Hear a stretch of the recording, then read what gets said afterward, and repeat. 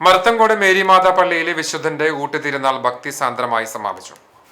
അത്ഭുതരോഗ സൗഖ്യദായകൻ എന്ന വിശേഷണമുള്ള ദിവ്യകാരുണ്യത്തിന്റെ അപ്പസ്തലനായ വിശുദ്ധ Peter Julian എയ്മാർഡിന്റെ തിരുശേഷിപ്പ് സൂക്ഷിച്ചിട്ടുള്ള കേരളത്തിലെ ഏക ദേവാലയമായ മരത്തംകോട് മേരിമാതാ പള്ളിയിലെ വിശുദ്ധന്റെ ഊട്ടുതിരുനാൾ ആഘോഷം സമാപിച്ചു.